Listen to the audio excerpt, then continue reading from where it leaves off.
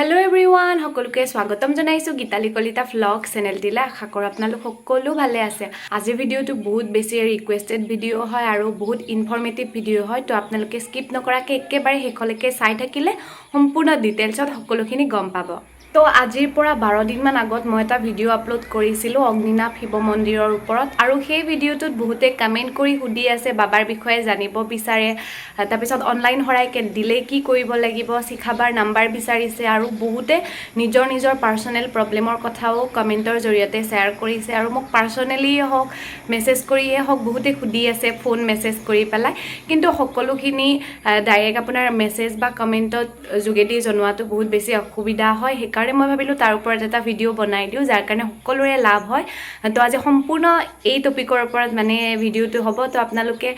একেবাৰে হেকলৈকে স্কিপ নকৰাকে চাই থাকক আৰু এইখিনিতে ক'বলৈ বিচাৰিছো আপোনালোকেও বাবাৰ কাৰণে অন্তত বাবাৰ ভক্তসকলৰ কাৰণে এই ভিডিওটো যিমান পাৰে সিমান শেয়াৰ কৰি দিব যাতে আপোনাৰ লগতে 10 জনৰো সহায় হয় কাৰণ ময়ো বিচাৰিছো যে মোৰ লগতে আপোনালোকৰো কিবা এটা সহায় হওক মই যিখিনি জানিছো মই যিখিনি গম পাইছো সেইখিনিৰ জৰিয়তে আপোনালোককো মই জনাবলৈ বিচাৰিছো তো আপোনালোকেও এই কামটো কৰক যে আপোনালোকে যিখিনি জানিছে মানে এই ভিডিওটোৰ জৰিয়তে আপোনালোকেও 10 জনৰ লগত বিলাই দিয়ক যাতে বাবাৰ ভক্তসকলৰ অন্তত এইখিনি লাভ হয় তো আপোনালোকক সকলোকে অগ্নিনাভ শিৱ মন্দিৰৰ বিষয়ে অন্তত মই ক'ব নালাগে বুলি মই বিশ্বাস কাৰণ যেহেতুকে বৰ্তমান সোশ্যাল মিডিয়াত ডিজিটেল মন্দিৰ ৰূপে একেবাৰে চৰ্চিত হৈ আছে এই অগ্নিনাভ শিৱ মন্দিৰ আৰু যিসকলে এতিয়াও গম নাপায় অগ্নিনাভ শিৱ মন্দিৰ আচলতে ক'ত আছে কি মন্দিৰ হয় কেনে ধৰণৰ মন্দিৰ হয় তেতিয়াহলে মোৰ আগৰ যোনটো ভিডিও দিয়া আছে সেই ভিডিওটো সম্পূৰ্ণ ডিটেইলছত দিয়া আছে তো আপোনালোকে গৈ পেলাই চাই লওক আৰু আজি যদি ইমান ডিটেইলছত ক'বলৈ যা বহুত বেছি দীঘলীয়া হৈ যাব তো এতিয়া আহিছো বাবাৰ বিষয়ে বাবা আচলতে বাবা কেনেকৈ সন্তুষ্ট হয় যদি আপুনি অন্তৰত যদি বাবাৰ প্ৰতি ভক্তি ৰাখিছে ন বাবা হেনেকেও সন্তুষ্ট হৈ যায় আৰু আচৰিত ঘটনা আপুনি যদি ঘৰত থাকিও বাবাৰ বিষয়ে ভাবে বাবাৰ কথা চিন্তা কৰে তেতিয়াহলে আপোনালোকে ঘৰত থাকিও মানে বাবাক বিচাৰি পাব ইমান দূৰলৈকে যাবই নালাগে আপোনালোকে নিজৰ মনৰ ভিতৰতে বাবাক পাব একেবাৰে দিনে ৰাতি মোৰ অভিজ্ঞতাৰ ফালৰ পৰা কৈছো আৰু ৰিসেন্টলি মোক এজনে কমেন্ট কৰিছিলে যে বাবাৰ ওচৰলৈ যাবলৈ মন আছে কিন্তু ধন নাই বুলি এটা কমেন্ট কৰিছিলে তো মই ক'বলৈ বিচাৰিছো যে ভগৱানৰ ওচৰত আচলতে ধন বুলি কোনো কথা নাই ভগৱানে যদি আপোনাক নিজ ইচ্ছামতে বিচাৰে ন সেই ধনখিনি আপোনাক কেনেকৈ মেনেজ কৰি দিব হেতু আপুনি গম নাপাব কিন্তু একমাত্ৰ লাগিব বাবাৰ প্ৰতি শ্ৰদ্ধা আৰু ভক্তি আৰু বহুতে কৈ আছে যাবলৈতো মন থাকে মন আছে কিন্তু ইমান দূৰ কেনেকৈ যাম কিন্তু এইখিনিতে আপোনালোকক কৈছো যে বাবাৰ ওচৰলৈ যে যাবই লাগিব হেতু কোনো ধৰণৰ কথা নহয়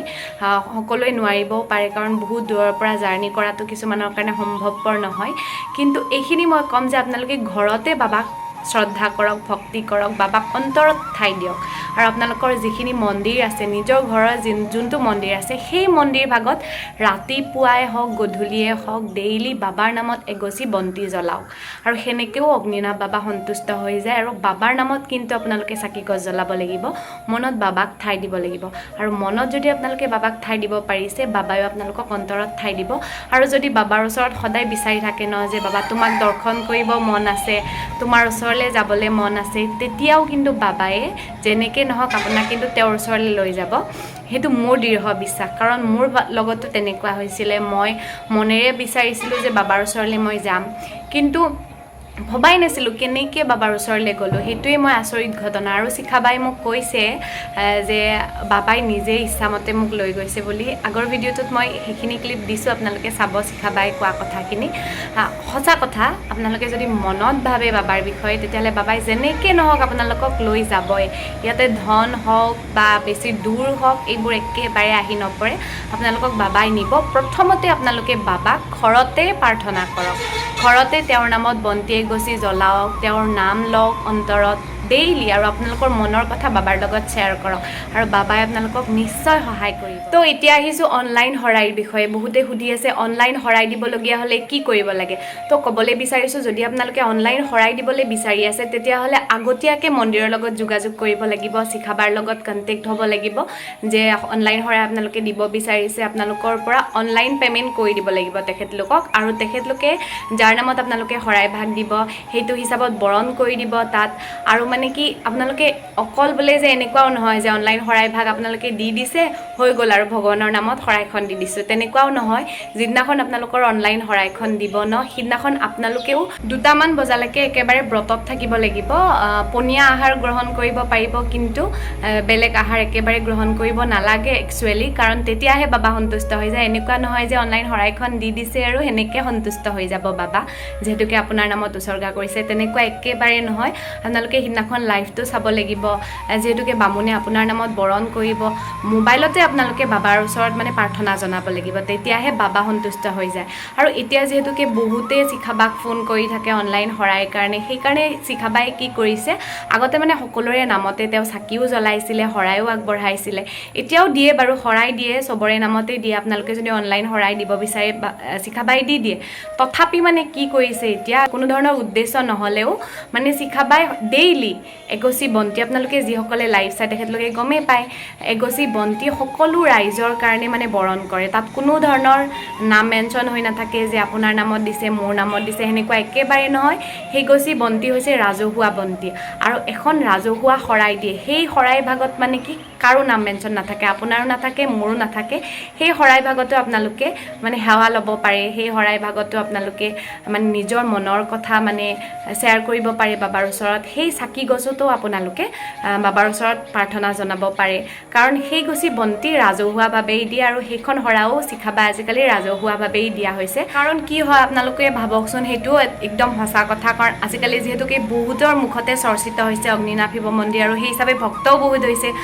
শিখাবাৰ ওচৰলৈ বহুত ফোন মেছেজ মানে এনেকৈ শৰাইৰ কাৰণে, তেওঁতো ইমান অকলে মেনেজ কৰিব নোৱাৰে, সেইকাৰণে ৰাজহুৱাভাৱে এই কামটো তেখেতে কৰিছে। আৰু ধুনীয়া পদক্ষেপ, এইটো ভাল পদক্ষেপ, কাৰণ আপোনাৰ মনৰ কথাও সেই চাকি গছ আৰু শৰাইখনত আপুনি শ্বেয়াৰ কৰিব পাৰিব বাবাৰ ওচৰত নোযোৱাকৈ, আৰু তাতেও বাবা সন্তুষ্ট হৈ যায় একদম। মানে আপোনালোকে প্ৰমাণ চাব পাৰে, আৰু আজিৰ পৰা আপোনালোকে এইটো ফ'ল' কৰকচোন। যিসকলে মোক কৈ আছে যে যাবলৈ মন আছে কিন্তু নোৱাৰোঁ, তো তেখেতলোকক কৈছোঁ আপোনালোকে ৰাতিপুৱাই এগছি বন্তি জ্বলাওক তেখেতৰ নামত, বাবাৰ নামত, আৰু আপোনালোকৰ মনৰ দুখ, আপোনালোকৰ মনৰ যিখিনি প্ৰব্লেম হৈছে সেইখিনি শ্বেয়াৰ কৰক, আৰু কওক বাবাক যে আপুনি যেতিয়াই লৈ যায় তেতিয়াই আমি নিশ্চয় যাম বুলি শ্বেয়াৰ কৰক বাবাৰ ওচৰত এইখিনি কথা। আৰু সম্পূৰ্ণ দৃঢ় বিশ্বাস ৰাখক, বাবাই এদিন আপোনাক আপুনি গম নোপোৱাকৈ তেওঁৰ ওচৰলৈ লৈ আনিব। আৰু এইখিনিতে এতিয়া ক'ব লাগিব ফোন নাম্বাৰৰ কথা। তো বহুতে সুধি আছে শিখাবাৰ ফোন নাম্বাৰটো লাগে। মোক পাৰ্চনেলি হওক বা